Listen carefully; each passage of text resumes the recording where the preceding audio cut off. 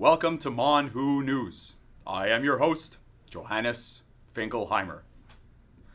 I have returned from my year-long truthiness meditation on world issues to present you all with the most high-quality and detailed news you all have been eagerly waiting for. Today, however, the MonWHO team and I have been found wanting in our epic quest for truth. Like a waiting orifice, gaping in anticipation for the insertion of some real hard news, we have been left disappointed in the flaccid representation of the day's events. What is going on in Africa, in Asia, in the MRO? We don't have a clue. And in other news, poor little Israel has had to defend their sovereign right to opinion in the MRO.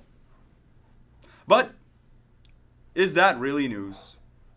Finally, where is the food?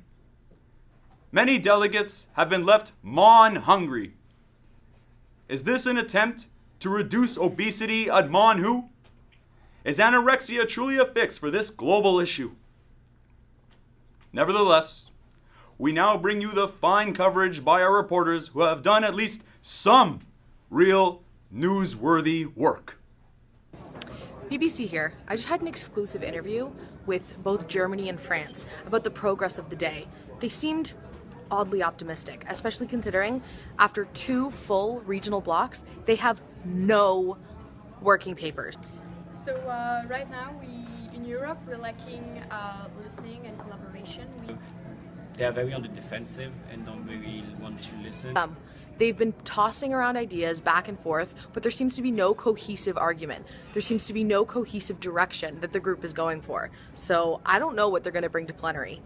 One thing that did come up, however, is the proposal of countries putting in 2% of their GDP to a common fund to help public health initiatives.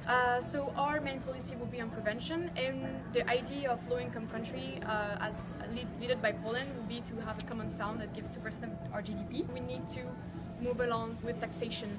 France thinks it's a really good idea, a really efficient way to get funded and have this money accessible to all European countries. 2%? Are we kidding? 2% of France alone, their GDP, is almost $20 billion per year. That's just to this one fund. How does that leave enough money for the rest of the country to function? I don't know what they're going to do with this, but we'll have to see. It's a bit of a mess right now. Hi, I'm a representative for GlasgowSmithKline. And I'm a representative for the Wellcome Trust. We strongly urge European nations to consider and join our anti-tobacco proposal, alongside the Wellcome Trust and the Clinton Foundation.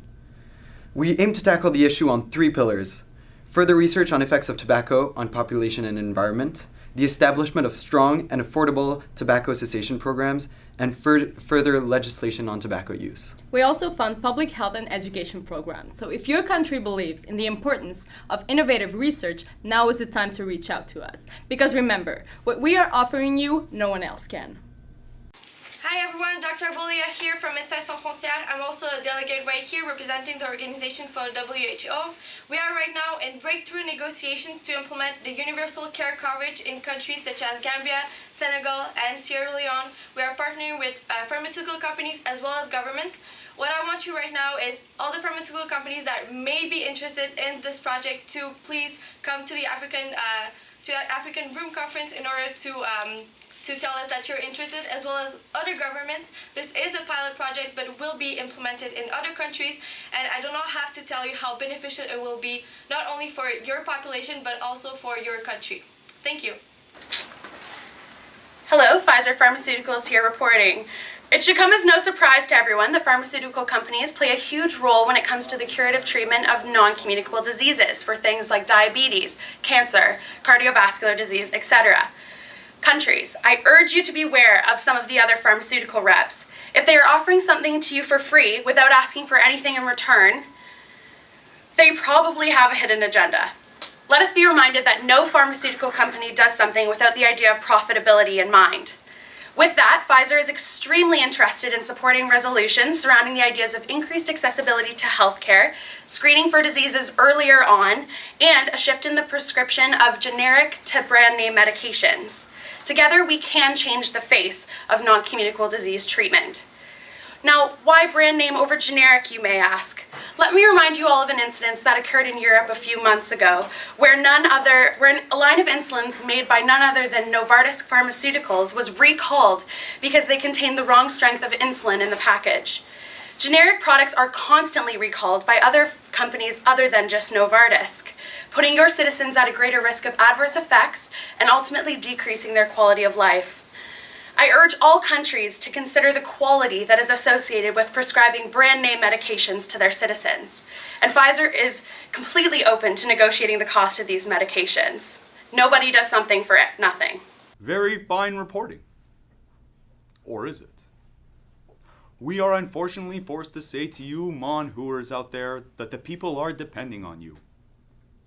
It pains me to say this, but get your shit together.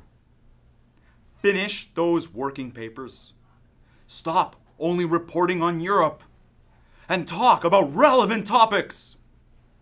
Women's rights as a non-communicable disease? Really, MRO? This has been Johannes Finkleheimer reporting for MonWHO News. Don't let us down.